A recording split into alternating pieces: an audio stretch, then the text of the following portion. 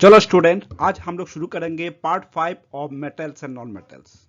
दुखी मत हो, आज ये हमारा आखिरी पार्ट है मेटल्स एंड नॉन मेटल्स की। और क्योंकि सीबीएसई वाला ने क्या किया, आपका एक्सट्रैक्शन ऑफ मेटल्स जो है एंड करोशन जो है वो हटा दिया, डिलीट हो गया। तो हमारा ये आखिरी पार्ट है मेटल्स एंड नॉन मेटल्स की। लेकिन मैं स्टूडेंट को ये बोलूँगा, थोड़ा सा आगे भी पढ़ लो। आपको थोड़ा सा रीडिंग करने से एक्सट्रैक्शन ऑफ मेटल्स किस तरह से होता है थोड़ा सा ब्रीफ आइडिया ले लेना। हम यहाँ पे पढ़ाऊंगा नहीं, लेकिन आप लोग पढ़ने में मत भूलिएगा। चलो देखते हो हम क्या शुरू करेंगे आज। स्टूडेंट्स, फर्स्ट हम क्या डिस्कस करने जा रहे हैं, what is ionic bond and covalent bond. आपको याद होगा पार्ट 3 में हम लोगों ने ऑलरेडी डिस्कस कर चुका हूं how ions are formed. It is formed by the loss और gain of electrons by an atom. Say for example sodium जो है उसका एटॉमिक नंबर कितनी है 11। That is atomic number is equal to number of protons is equal to number of electrons for an electrically neutral atom. So sodium में कितनी है atomic number और number of electrons 11 है। तो फर्स्ट ऑर्बिट में कितनी आएंगे 2 आएंगे, सेकंड ऑर्बिट में आएंगे 8, तो 8 प्लस 2 इज इक्वल टू 10। तो आउटर मोस्ट ऑर्बिट में कितनी आएंगे 1 इलेक्ट्रॉन। तो क्या करेंगे सोडियम एटॉम एक इलेक्ट्रॉन को छोड़ के जब डोनेट कर देंगे, लूज कर देंगे, तो क्या बन जाएंगे sodium ion, that is Na positive. ठीक इसी तरह से मैग्नीशियम की एटॉमिक नंबर कितनी है 12, that is number of electrons is equal 12 for an electrically neutral atom of magnesium. तो फर्स्ट ऑर्बिट में आएंगे 2, सेकेंड ऑर्बिट में आएंगे 8, तो 8 प्लस 2 10। आउटर मोस्ट ऑर्बिट में कितने आएंगे वो आएंगे 2। तो जब 2 इलेक्ट्रॉन मैग्नीशियम एटम छोड़ देंगे तो बन जाएंगे magnesium ion, that is Mg2 positive. Clear. अब देखो तो हमने क्या लिखा हूं, ionic bonds are formed by the transfer of electrons from one atom to the another. और कोवैलेंट बॉन्ड्स किस तरह से बन रहा है, यहां पे देखो वो कोई लूज नहीं कर रहा है, गेन नहीं कर रहा है, यहाँ पे वो शेयर कर रहा है एक दूसरे का साथ, शेयर करके इलेक्ट्रॉन शेयर करके कहां पे जा रहा है ऑक्टेट फॉर्म में जा रहा है, दैट इज मोस्ट स्टेबल, नहीं तो डुप्लेट फॉर्म में जा रहा है 2। क्लियर। अब देखो हम आयोनिक कंपाउंड किस तरह से है, जब आयोनिक बॉन्ड होके आयोनिक कोई कंपाउंड बन रहा है तो इसको बोलते हैं आयोनिक कंपाउंड। तो हम क्या लिखेंगे, the compounds formed by the transfer of electrons. ये जो इलेक्ट्रॉन से जब ट्रांसफर करके कोई कंपाउंड बन रहा है तो इसको बोलेंगे आयोनिक कंपाउंड्स और इलेक्ट्रोवैलेंट कंपाउंड्स। हमने पार्ट 3 में काफी एग्जांपल दे चुका हूं, जैसे sodium chloride, magnesium chloride, etcetera, किस तरह से ट्रांसफर ऑफ इलेक्ट्रॉन्स करके वो एक स्टेबल फॉर्म में आके एक कंपाउंड बना रहा है, दीज आर आयोनिक कंपाउंड्स। लेकिन हमने कोवैलेंट कंपाउंड्स के बारे में कुछ नहीं बताया था। Covalent compounds formed by the sharing of electrons, इसको बोलते हैं कोवैलेंट कंपाउंड्स। अगर कोवैलेंट कंपाउंड्स आ गया तो let us take an example. ये जो है आप सुबह शाम पीते हो, हम वो वाला पीने की बात नहीं कर रहा हूं, मैं वाटर की बात कर रहा हूं। तो वाटर के क्या है H2O, that is 2 atoms of hydrogen and 1 atom of oxygen मिलके बन रहा है H2O। और the only one electron ring around the nucleus of hydrogen, that is hydrogen की बाहर एक ही इलेक्ट्रॉन है, वो है एक इलेक्ट्रॉन घूम रहा है हाइड्रोजन के ऊपर। तो 2 हमने हाइड्रोजन एटम लिया तो इसमें 2 है, तो कोई सारी दोनों ही है अनस्टेबल, तो वो स्टेबल कैसे बनाएंगे देखो। और ऑक्सीजन की आपको कितनी है देखो 8 है, दैट इज फर्स्ट ऑर्बिट में 2, देखो गिन लो 2, और नेक्स्ट ऑर्बिट में 6, तो वो भी स्टेबल नहीं है। तो क्या करेंगे देखो, ऑक्सीजन जो है क्या करेंगे, एक इलेक्ट्रॉन लेंगे एक हाइड्रोजन एटम से, दूसरी में क्या करेंगे और एक हाइड्रोजन एटम से और एक इलेक्ट्रॉन्स ले लिया, तो ये एक इलेक्ट्रॉन है, एक इलेक्ट्रॉन और है। तो अब देखो ये है तुम्हारा ऑक्सीजन की स्ट्रक्चर। ऑक्सीजन में देखो आप देखो गिनो 3 4 5 6 7 8, तो शेयरिंग करके ऑक्सीजन क्या किया ऑक्टेट फॉर्म करके बैठ गया। अब हाइड्रोजन देखो क्या किया इसने, हाइड्रोजन की ये क्या किया देखो, एक इलेक्ट्रॉन तो खुद का है, दूसरी इलेक्ट्रॉन को ऑक्सीजन के साथ क्या कर रहा है शेयर कर रहा है। ठीक है, शेयर करने के बाद वो कहाँ पे, ये भी स्टेबल फॉर्म में आ गया, दैट इज डुप्लेट फॉर्म में आ गया। आपको हम बताए थे कि हीलियम भी एक स्टेबल फॉर्म में है, इसका आउटर मोस्ट ऑर्बिट में 2 है इलेक्ट्रॉन्स। ठीक इसी तरह से ये जो हाइड्रोजन एटम्स है वो भी क्या कर रहा है, देखो ये भी एक डुप्लेट स्टेट में आ गया, दैट इज ये एक है, दूसरी है ऑक्सीजन की एक इलेक्ट्रॉन वो शेयर करके वो भी एक स्टेबल फॉर्म में आ गया। तो हम डुप्लेट के बारे में थोड़ा सा बताता हूं। देखो हीलियम एंड हाइड्रोजन जो एलिमेंट्स है इसका which can be stable with 2 electrons in their shell, ये भी स्टेबल है। Helium is a inert gas, noble gas.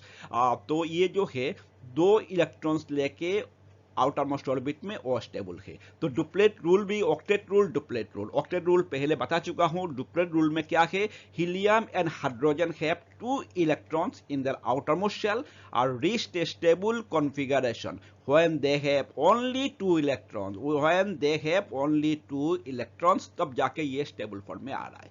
I think ये आपका क्लियर हो चुका है। तो एक चीज है कि मैं इरेज कर रहा हूं, दोबारा देख लो, ये कोर्स में नहीं है लेकिन तुम्हारा जो कोवेलेंट कंपाउंड्स जो हमने यहां पे मेंशन कर दिया, तो you should know something about this. तो स्टूडेंट अब हम क्या करेंगे, प्रॉपर्टीज ऑफ आयोनिक कंपाउंड्स के ऊपर हम डिस्कस करेंगे। आपको याद है कि मैंने अभी जो बताया था आयोनिक कंपाउंड्स किस तरह से बन रहा है। Ionic compounds are formed by the transfer of electrons from a metal to a non metal. Suppose sodium chloride है, तो सोडियम क्या करते हैं, एक इलेक्ट्रॉन छोड़ देते हैं क्लोरीन के लिए, तो सोडियम बन जाता है सोडियम पॉजिटिव। और क्लोरीन क्या करते हैं, एक इलेक्ट्रॉन सोडियम से लेके वो खुद बन जाता है क्लोराइड निगेटिव आयंस। और पॉजिटिव एंड निगेटिव मिलके क्या बन रहा है, सोडियम पॉजिटिव क्लोराइड निगेटिव मिलके NaCl बन रहा है। तो क्या होगा इसका फिजिकल प्रॉपर्टीज में कि ये स्ट्रांग होगा और हार्ड होगा। आयोनिक कंपाउंड्स मैंने क्या लिखा, are solids and hard.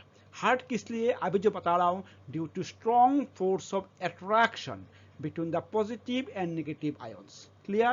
These compounds are generally brittle, that is break into pieces when pressure is applied. Clear? अब हम पढ़ेंगे melting point and boiling point के ऊपर। देखो आयोनिक कंपाउंड्स जो है उसका हाई मेल्टिंग पॉइंट होता है एंड बॉइलिंग पॉइंट भी होता है, क्योंकि this is because a considerable amount of energy is required to break the strong inter ionic attraction. अगर मेल्ट होता है तो क्या होता है, इलेक्ट्रॉन्स जो है एटम्स जो है वो धीरे धीरे लूज होना लगता है, दैट इज डिस्टेंस बढ़ जाते हैं। ठीक है, जैसे आपने लिक्विड वाटर में आपने देखा, तो इस तरह से जो है जो उसका जो अट्रैक्शन है उसको तोड़ने के लिए energy is required to break the strong inter ionic attraction. इसीलिए इसका हाई मेल्टिंग पॉइंट होता है एंड हाई बॉइलिंग पॉइंट होता है। क्लियर? इसका रीजन मैं इसको इरेज करता हूं। तो स्टूडेंट हम एक टेबल देख लेते हैं, melting and boiling points of some ionic compounds. आपको याद रखने की कोई जरूरत नहीं है, जस्ट देख के रखो। सोडियम क्लोराइड जो है उसका मेल्टिंग पॉइंट कितनी है, 1074 केल्विन, बॉइलिंग पॉइंट है 1686। Lithium chloride 1887 1600, calcium chloride 1045, boiling point is 1900 K, like this. तो आप देख रहे हो कि high melting and boiling points. आप देखेंगे इसका सोल्यूबिलिटी क्या है। Electrovalent compounds means ionic compounds जैसे सोडियम क्लोराइड है, मैग्नीशियम क्लोराइड है, are generally soluble in water. और इनसोल्यूबल किसमें है, insoluble in kerosene, petrol etcetera. ये इंपॉर्टेंट है from MCQ point of view, और पूछ लेंगे आपको कि electronic compounds are generally soluble in करके आपको वाटर देंगे, केरोसिन देंगे, पेट्रोल देंगे, तो आपको लिखना है सोल्यूबल इन वाटर। क्लियर? अब हम पढ़ेंगे कंडक्शन ऑफ इलेक्ट्रिसिटी। देखो कंडक्शन ऑफ इलेक्ट्रिसिटी आपको पहले भी डिस्कस कर चुका हूं कि इलेक्ट्रिसिटी कैसे पास होता है, जब आयंस मूव होता है, if there is a movement of ions. लेकिन अगर सॉलिड स्टेट में होंगे आयोनिक कंपाउंड्स तो ये क्या करेंगे, ये कैनॉट कंडक्ट इलेक्ट्रिसिटी, बिकॉज किस लिए कि आयंस जो है सॉलिड मूवमेंट नहीं होगा in the solid state में movement is not possible due to their rigid structure. Clear. लेकिन अगर ये मोल्टेन स्टेट में आ जाएंगे, if you heat an ionic compound, तो क्या होगा, ये मेल्ट हो जाएंगे, और मेल्ट होगा तो ion can freely move and can conduct electricity. तो हम क्या बोलेंगे भाइयों, ionic compounds conduct electricity in the molten state. Important, as ions can move freely since the electrostatic forces of attraction, जो पहले बताया था कि जो फोर्स ऑफ अट्रैक्शन है वो क्या होगा, वो तोड़ जाएंगे between the oppositely charged ions, overcome due to the heat. Clear. मैं इसको इरेज करता हूं, तब तक आप लोग इसको देखते रहो। तो स्टूडेंट एक छोटा सा क्वेश्चन सॉल्व करते हैं। Right the electron dot structures for sodium, oxygen and magnesium. इस तरह से जब डॉट स्ट्रक्चर बनाएंगे आप लोग, तो आपको क्या याद रखना पड़ेगा, एटॉमिक नंबर ऑफ एलिमेंट्स। तो आपको इसका पहले भी टेबल दे चुका हूं, तो फिर से हम देंगे इसको। देखो पहले क्या बनाना है हमारा डॉट स्ट्रक्चर सोडियम की। आप देखो सोडियम की क्या है, सोडियम की है 11, दैट इज फर्स्ट स्ट्रक्चर में फर्स्ट सेल में क्या आएगा, 2 आएगा, सेकंड सेल में 8 आएंगे, क्योंकि maximum number of electrons is 8, तो 2 + 8 = 10। तो आउटर मोस्ट ऑर्बिट में कितनी है सोडियम की, 1 है। तो हमने क्या लिखा, सोडियम की 281, तो आउटर मोस्ट ऑर्बिट में 1 इलेक्ट्रॉन्स। अब देखो ऑक्सीजन की कितना है, ऑक्सीजन इज 8, दैट इज ये है 8, that is number of atomic number of elements, atomic number of oxygen is 8, that is number of protons is 8, and number of electrons will be number of protons if it is electrically neutral. Clear? तो हमने क्या लिखेंगे, first orbit 2, second orbit 6, that is यहाँ पे देखो 6 है, 2 + 2, 2 + 2 + 2, that is 6। Now electronic configuration of magnesium, magnesium कितनी है, 12 है। देखो यहाँ पे, हाँ ये दिस इज द 12। तो क्या होगा, फर्स्ट ऑर्बिट में 2, सेकंड ऑर्बिट में 8, 8 + 2 10। तो आउटर मोस्ट ऑर्बिट में कितनी है, आउटर मोस्ट ऑर्बिट में 2 नंबर ऑफ इलेक्ट्रॉन्स। क्लियर। तो आपको इसका लिए क्या करना क्या पड़ेगा, आपको थोड़ी बहुत तो याद रखना पड़ेगा ये एलिमेंट्स की एटॉमिक नंबर के ऊपर। ज्यादा तो है नहीं, हीलियम, नियन, आर्गन, सोडियम, इस तरह से 10-12 है, तो इसको याद रखो। नाउ स्टूडेंट हम जानेंगे sodium oxide and magnesium oxide किस तरह से फॉर्म हो रहा है bye the transfer of electrons. तो ये सॉल्यूशन करने के लिए हमें सबसे पहले क्या पता होना चाहिए, सोडियम की एटॉमिक नंबर। सोडियम की एटॉमिक नंबर है 11, दैट इज आउटर ऑर्बिट में कितनी होगा, 281। आउटर ऑर्बिट में 1 इलेक्ट्रॉन्स होगा। क्लियर। और देखो 2 सोडियम एटम में एक एक करके 1 1 + 1 2 होगा। चलो हम इसको ड्रॉ करते हैं तो इसको क्लियर हो जाएंगे। देखो इसमें सोडियम की कितनी है, 281, और 2 सोडियम एटम है, इसमें भी 281। तो आउटर मोस्ट ऑर्बिट में 1 इलेक्ट्रॉन है, यहाँ पे भी 1 इलेक्ट्रॉन है। वो क्या करेंगे, ऑक्सीजन को एक एक करके देते रहेंगे, भैया ले लो तुम, ये ले लो तुम, और हमें ऑक्टेट बनने दो। तो क्या होगा, इसमें सोडियम एटम बन जाएंगे 28। क्लियर। क्योंकि 1 इलेक्ट्रॉन जो है आउटर मोस्ट ऑर्बिट में इसने किसको दे दिया, ऑक्सीजन को दे दिया। और ऑक्सीजन की क्या है एटॉमिक नंबर, 8। तो फर्स्ट ऑर्बिट में 2, सेकंड ऑर्बिट में 6। तो जब एक एक करके लेते रहेंगे, एक एक करके जब लेते रहेंगे, तो ये हो गया 7, यहां से भी 1 ले लिया तो हो गया 8। तो ये भी ऑक्टेट फॉर्म हो गया।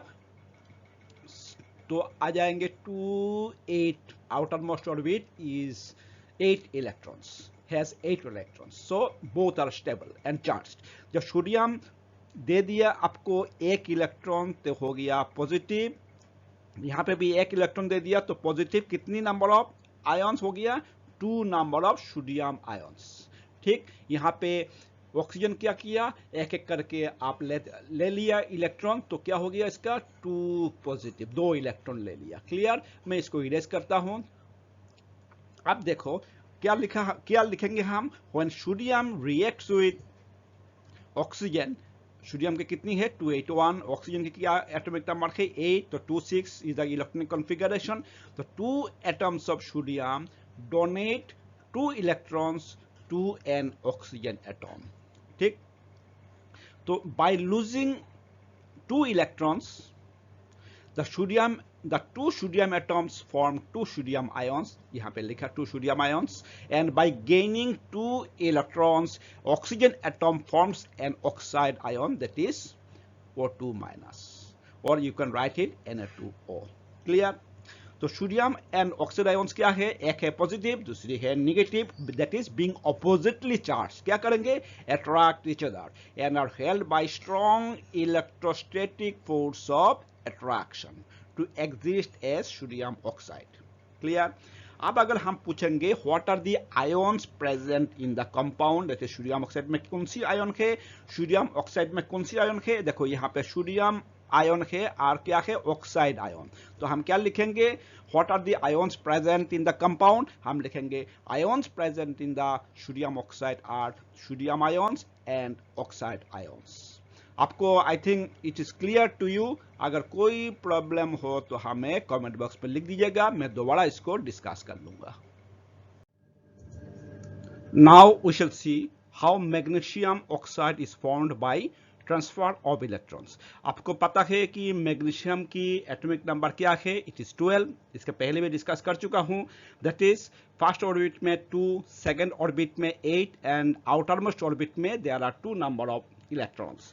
तो वो क्या करेंगे, 2 इलेक्ट्रॉन्स दे देंगे ऑक्सीजन को। चलो मैं इसको डॉट स्ट्रक्चर दिखाता हूं, तो क्या होगा आपको आसानी से समझ में आएंगे। यहाँ देखो, यहाँ पे मैग्नीशियम की आउटर मोस्ट ऑर्बिट में कितने इलेक्ट्रॉन से, 2 इलेक्ट्रॉन से। तो जब 2 इलेक्ट्रॉन क्या करेंगे, वो ऑक्सीजन को दे देंगे, तो यह क्या होगा, ये ऑक्टेट फॉर्म होगा, दैट इज 2 8। तो ऑक्टेट फॉर्म हो गया, स्टेबल फॉर्म में आ गया। और ऑक्सीजन की देखो आउटर मोस्ट ऑर्बिट में कितने है, 2 2 4 और 2 6। तो यहाँ पे 2 इलेक्ट्रॉन्स अगर ले लेंगे इसने, तो इसका भी क्या फॉर्म हो जाएंगे, ऑक्टेट फॉर्म हो जाएंगे, तो it will be A stable. तो मैग्नीशियम जो है 2 एटॉम्स, मैग्नीशियम एटॉम जब 2 इलेक्ट्रॉन्स को डोनेट करेंगे ऑक्सीजन को, तो ये बन जाएंगे octet, that is magnesium 2 positive ions. और ऑक्सीजन क्या करेंगे, 2 इलेक्ट्रॉन जब मैग्नीशियम से जब ले लेंगे, तो ये बनेंगे oxide ions 2 minus O 2 minus, और you can write it MgO। तो हम क्या लिखा, by losing 2 electrons magnesium atom form magnesium ion Mg2 plus, and by gaining 2 electron, 2 electron जब ऑक्सीजन ले लेता है तो क्या बनेंगे, an oxide ion O2 minus. I think it is clear. अभी देखो what are the ions present in the compound. तो आयंस क्या है, एक है magnesium ions that is Mg2 plus and oxide ions that is O2 minus. I think अब जाके आपका कॉन्सेप्ट जो है पूरा क्लियर हो गया। अगर ना हो तो हमें लिखिएगा कमेंट बॉक्स में, मैं इसको एक्सप्लेन करूंगा। Student, now we shall discuss why do ionic compounds have high melting point. जब हम आयोनिक कंपाउंड्स की प्रॉपर्टीज के बारे में डिस्कस कर रहे थे, I think you could recall, हमने क्या बताया था कि ionic compounds have high melting as well as high boiling points. वो किस लिए है, this is because a considerable amount of energy जो है वो रिकॉर्ड करना पड़ेगा, देना पड़ेगा to break the strong inter ionic attraction. तो यहाँ पे यही लिखा। और अभी देखो इंटर आयोनिक अट्रैक्शन, आपको मैंने पहले डिस्कस कर चुका हूँ, मैग्नीशियम क्लोराइड आयोनिक कंपाउंड किस तरह से बन रहा है, सोडियम क्लोराइड किस तरह से बन रहा है। सपोज मैग्नीशियम क्लोराइड है, यहाँ पे मैग्नीशियम और क्लोराइड आयन जो है वो ऑपोजिटली चार्ज होगा, जैसे magnesium is positive, chloride ion is negative. तो क्या हो रहा है, being oppositely charged attract each other and are held by strong electrostatic forces of attraction or strong inter-ionic attraction। इसको तोड़ के अगर इसको मेल्ट करना चाहते हो या बॉयल करना चाहते हो तो आपको काफ़ी मेहनत करना पड़ेगा। अगर बॉइलिंग पॉइंट है तो आपको काफ़ी हीट देना पड़ेगा, तब जाके ये ब्रेक होंगे ये इंटर आयोनिक अट्रैक्शन की। तो आपको ये शायद क्लियर हो गया। Late me erase it. अब देखो नेक्स्ट क्वेश्चन क्या है हमारा, What are the conditions necessary for rusting? आपको बहुत पहले से ही पढ़ चुके हो कि आपको ऑक्सीजन चाहिए, that is presence of air में क्या है, ऑक्सीजन चाहिए और प्रेजेंस ऑफ मॉइस्चर चाहिए। अब इसका ऊपर एक CBSE वाला ने कभी एक क्वेश्चन सेटअप किया, हम इसको अब स्टडी करेंगे। मैं इरेज करना दो इसको। चलो स्टूडेंट, हम एक क्या देखते हैं, सीबीएसई दिल्ली 2020 में ये क्वेश्चन सेटअप किया गया था। Let me read the question. हमने 3 टेस्ट ट्यूब लिया, ए बी सी, और क्या किया इसमें, आयरन नेल इसमें पुट किया, क्लीन आयरन नेल। ठीक है, अब हम देखते हैं टेस्ट ट्यूब ए में क्या किया। टेस्ट ट्यूब ए में क्या किया, put some water in test tube and cork it, that is iron nail will be expose to water and oxygen of air.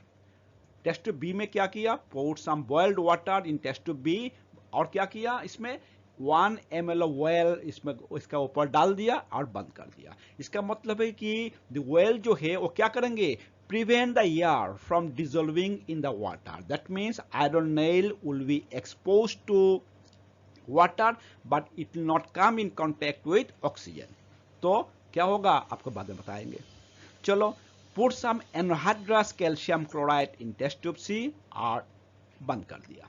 Anhydrous calcium chloride के काम क्या है, इट विल एब्जॉर्ब मॉइस्चर। इसका मतलब है कि आयरन नेल जो है वो किस चीज का संस्पर्श में नहीं आएंगे, मॉइस्चर की, क्योंकि मॉइस्चर सारे जो है वो एब्जॉर्ब करके बैठ गया calcium chloride.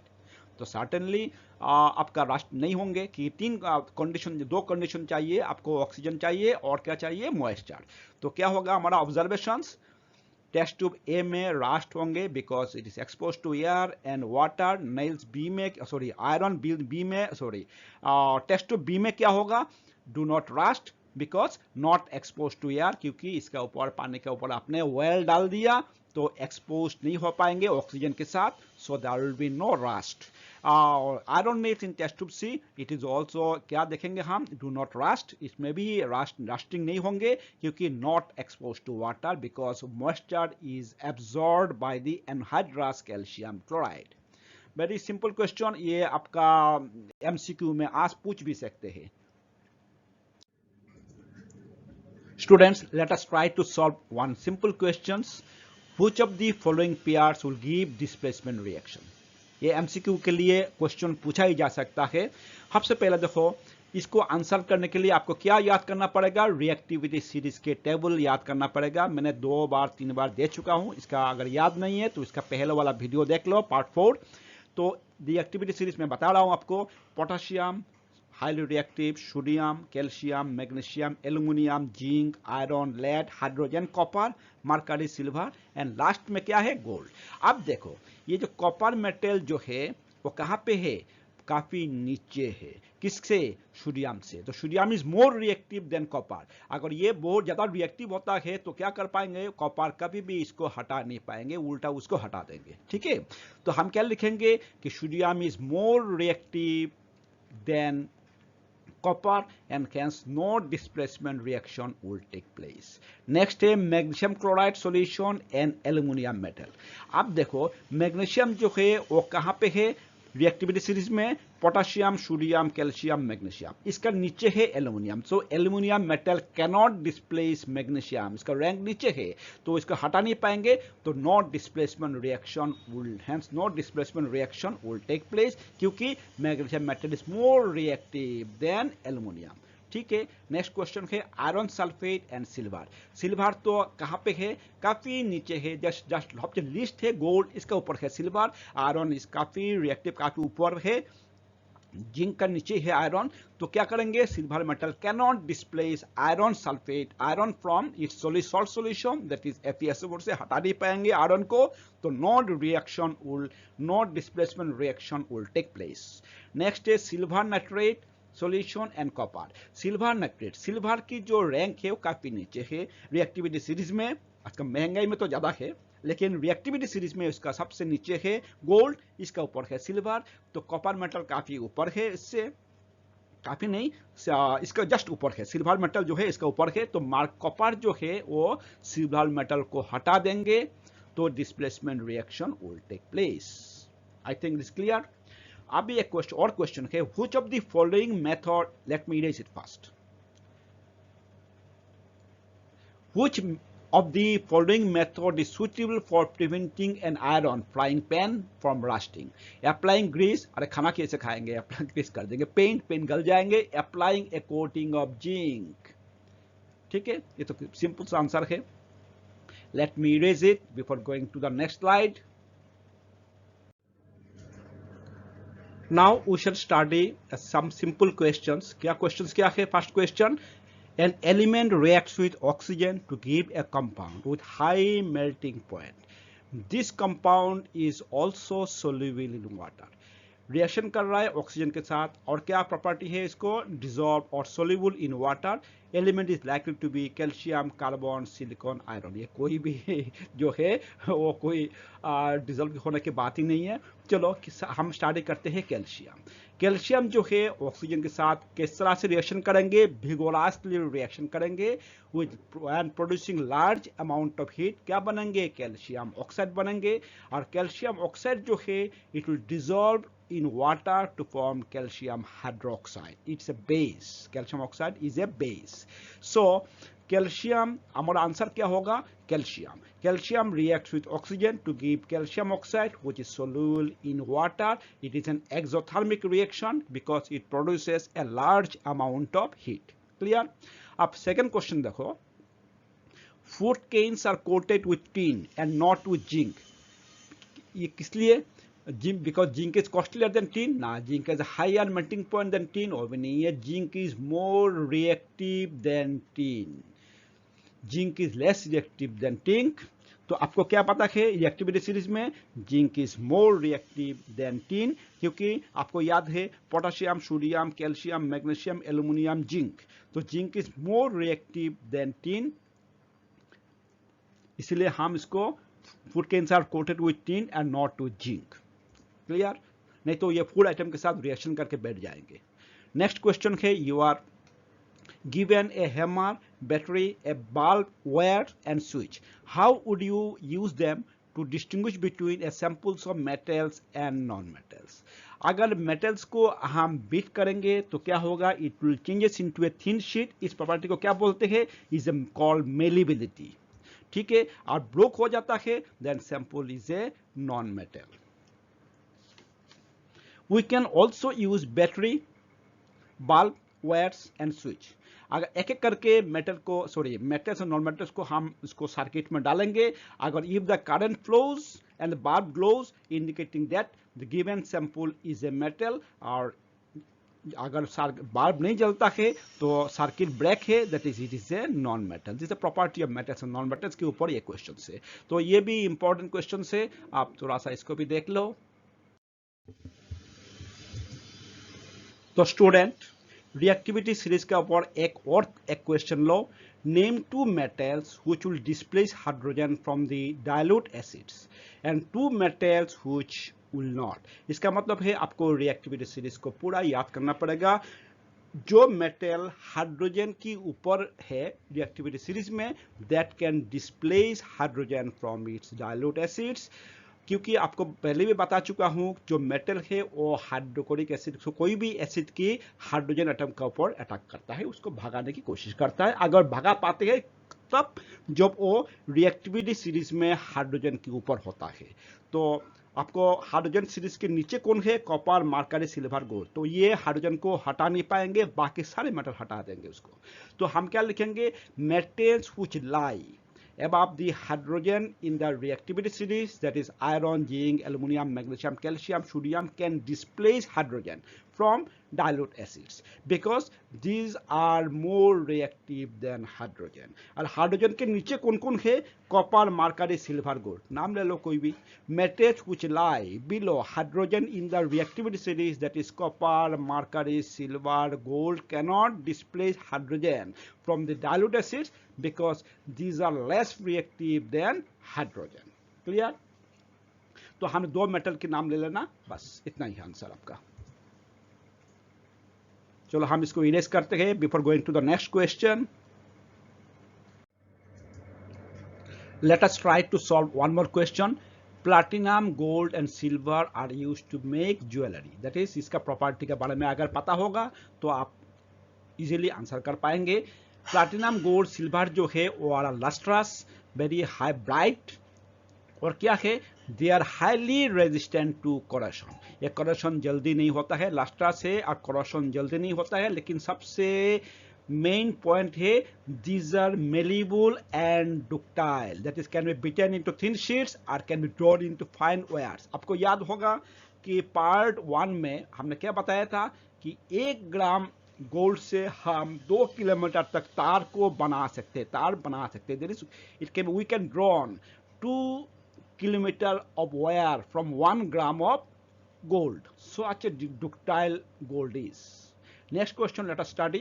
Aluminum is highly reactive material. It is yet to be used making utensils for cooking. तब भी इसको utensils बनाने में हम यूज करते हैं एल्यूमिनियम, लेकिन एल्यूमिनियम रिएक्टिव भी है तो खाना को खराब कर देंगे। लेकिन ना क्या होता है, एल्यूमिनियम तो रिएक्टिव है, ये क्या करते हैं ऑक्सीजन के साथ रिएक्शन करके एक थीन प्रोडक्टिव लेयर बनाते हैं एल्यूमिनियम ऑक्साइड की, जो क्या करते हैं फर्दर ऑक्सीडेशन को रोक देते हैं। क्लियर? और क्या है, ये हाई रेजिस्टेंस टू कोरोशन, एक कोरोशन जल्दी नहीं होता है एल्युमिनियम, और good conductor of heat and electricity, इसलिए हम इसको क्या करते हैं utensils for, it is used to make utensils for cooking, क्योंकि हमें फ्यूल की खर्चा बचेंगे। चलो let me erase it before going to the next slide, तब तक आप लोग देखते रहो इसको। One more simple question, this is the last question. Give reasons why copper is used to make hot water tanks and not steel. Very simple है, steel जो है वो रस्टिंग हो जाता है और it is not a good conductor of heat, so steel is not used. लेकिन copper क्या है, copper does not react with water even with steam, steam के साथ भी रिएक्शन नहीं होता है, हॉट वाटर तो छोड़ो, स्टीम के साथ भी रिएक्शन नहीं होता है। Moreover copper is a good conductor of heat and hence it is used to make hot water tanks, hence it is used to make hot water tanks. Okay, let me erase it. Thanks for watching students. हम ये हमारा chapter metals या non metals complete है। हम क्या करेंगे, 2-3 दिन time लेंगे, आप लोग पूरा चैप्टर पूरा पढ़ो। कहाँ से, chemical equations, acid base and salts, metals and non metals. इसके बाद हम क्या करेंगे, तीनों चैप्टर के ऊपर धीरे धीरे एमसीक्यू देते रहेंगे, लेकिन इस बीच में आप लोगों को पूरा चैप्टर पढ़ना है, लाइन बाय लाइन पढ़ना है। अगर एमसीक्यू रटोगे ना तो आप एग्जाम हॉल में पेन को चबाते नजर आओगे। और क्या है, ऑफलाइन एग्जाम होगा, गूगल भैया नहीं है इस बार, मैं बता रहा हूँ आप लोगों को। क्वेश्चन भी इतना इजी भी नहीं होंगे कि आप ऐसे ही आंसर कर लोगे, लेकिन आपको डरने की कोई बात नहीं है। लाइन बाय लाइन पढ़ोगे तो कोई बात नहीं है, नहीं तो कलम चबाते रहोगे। क्लियर?